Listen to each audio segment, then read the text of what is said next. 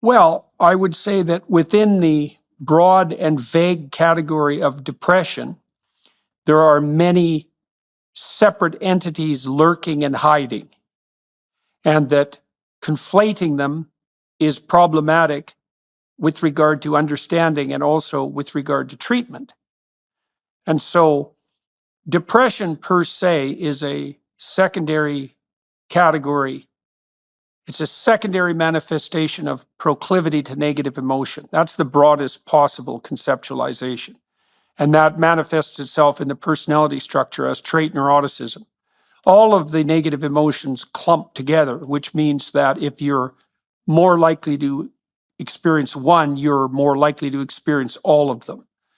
So you could think that there's a general emotional arousal capacity that typifies emotions, and it branches into two major subcategories, positive and negative emotion. And those are quite separate neurologically and psychopharmacologically, functionally, although they are to some degree mutually inhibitory. So there are chemicals that increase positive emotion and there are chemicals that decrease negative emotion. The chemicals that decrease negative emotion can be subdivided into chemicals that decrease anxiety per se, that's benzodiazepines, barbiturates, and alcohol, and medications that decrease pain. And pain is frustration, disappointment, grief, shame, and physical pain. So that's the negative emotion side, is where you have trait neuroticism, and then that can be subdivided, that can become pathological.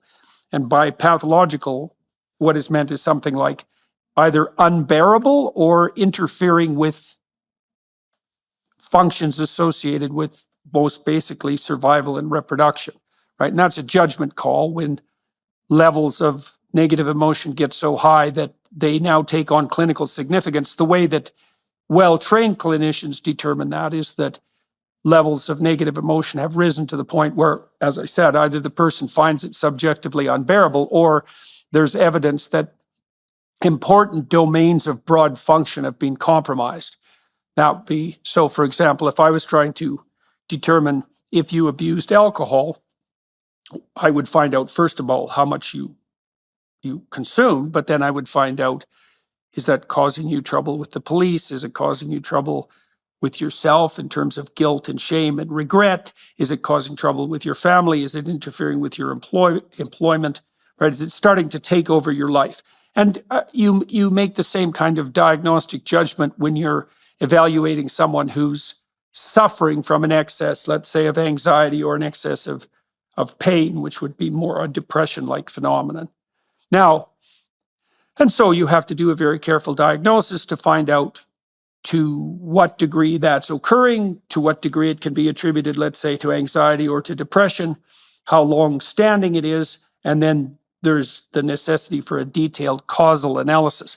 You made mention of the mistake of categorizing depression, for example, which is a pain-like phenomenon, as an illness, and I would say, well, sometimes it is a consequence of a physical illness, and sometimes it's more psychological or functional, and you have to be very careful from a diagnostic perspective that you get that right.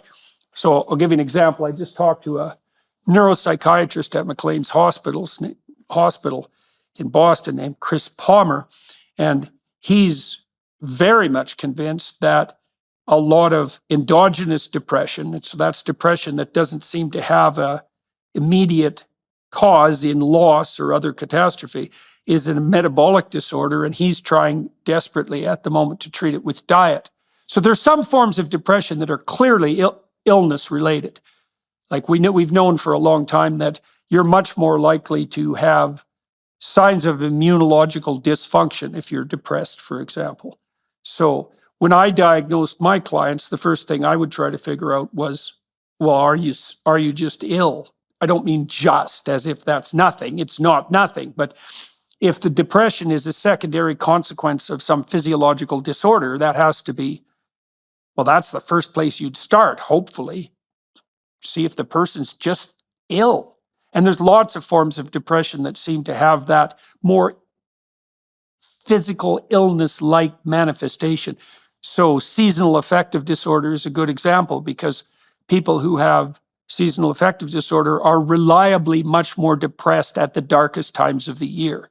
And that seems to be a circadian rhythm disorder. So, sorry, that's a long-winded answer, but it's necessary.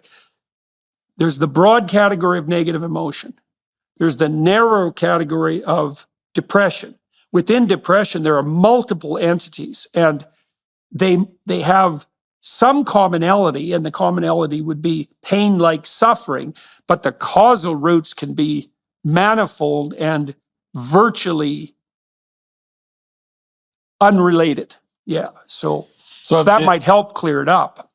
So if depression is a consequence of a physical illness, then does that mean that the depression itself is an illness, or is it just a manifestation of an illness?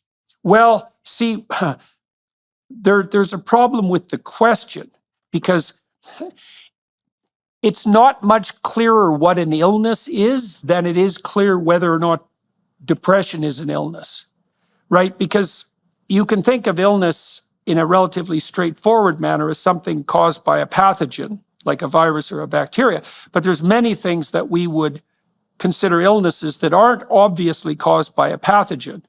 And so the notion of illness is in itself the kind of mystery that you're also facing when you are trying to wrestle with the question of what constitutes depression.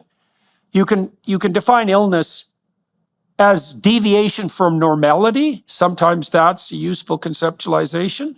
You can define illness as deviation from ideal, which is quite a bit different than deviation from normality. You can define illness in terms of function. So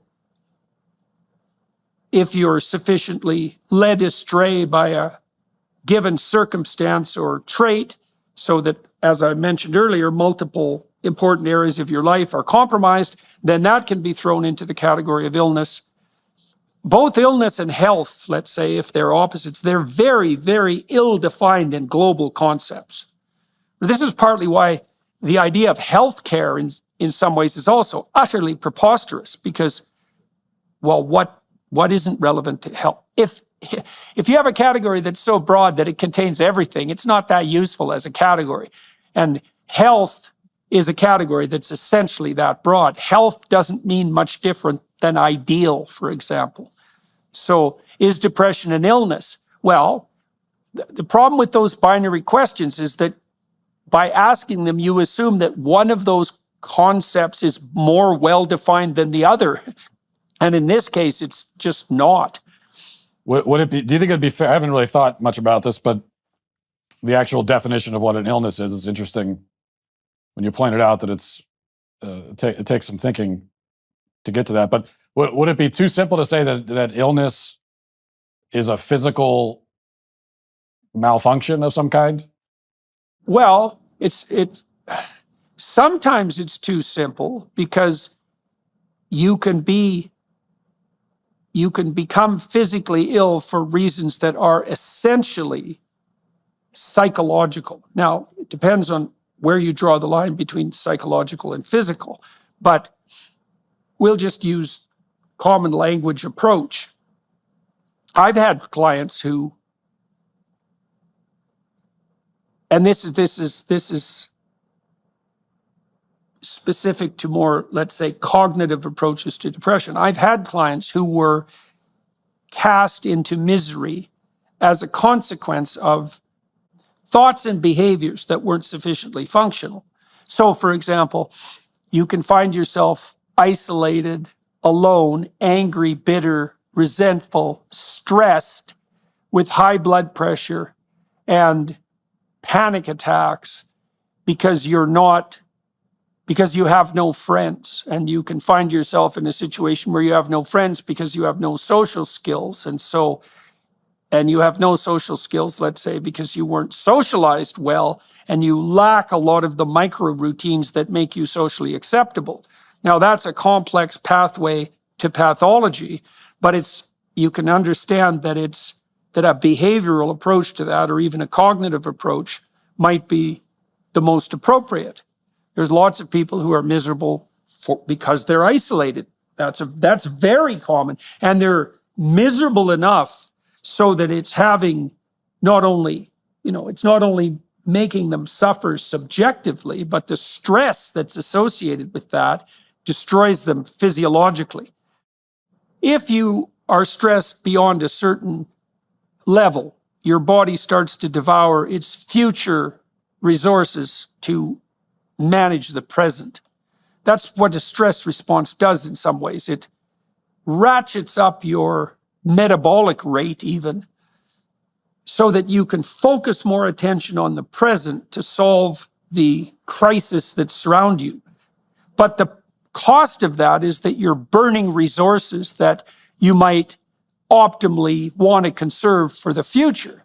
And if you're doing that for a few minutes or even hours because you have to address a crisis, well, fair enough. You'll go to sleep, you'll eat, you'll go to sleep, you'll recover. But if you're like that chronically, then it starts to physically take you apart. It accelerates your aging. That's a good way of thinking about it. And so a stressful job can do that. Would you say, well, having a stressful job an illness? Well, no, but it certainly can contribute to having all sorts of illnesses. That's absolutely crystal clear. And so now, you're concerned, I think, more, and probably rightly so, with fuzzy thinking around such issues. And you should be concerned about that, because when you go see a professional who will undertake an appropriate diagnosis, you want someone who's sharp and who uses very careful definitions, because if they aren't capable of making such differentiated diagnosis, they won't identify the cause of your problem, and in consequence, they won't treat you effectively. It would often take me months to diagnose someone who came to me as a client. Now, there's a tremendous amount of pressure on physicians and psychologists, psychiatrists for that matter, to diagnose in the first 5 minutes of their encounter. And even patients/clients themselves might want that, because no one likes to live in a mystery. But I'll tell you, man, getting the problem right is 90% of the solution. In psychology as well as in politics, you might say, you want to make sure that you're barking up the right tree. And that's very tricky in a situation where the person's presenting symptoms are in the constellation of depressive ideas and emotions. Technically, depression is a pain-like disorder, by the way, as opposed to anxiety. So anxiety, especially excess anxiety, is a response to threat. Pain is a response to punishment and damage. So anxiety is a more abstracted form of negative emotion. If you're depressed, you're more likely to be anxious, and vice versa, because all negative emotions overlap.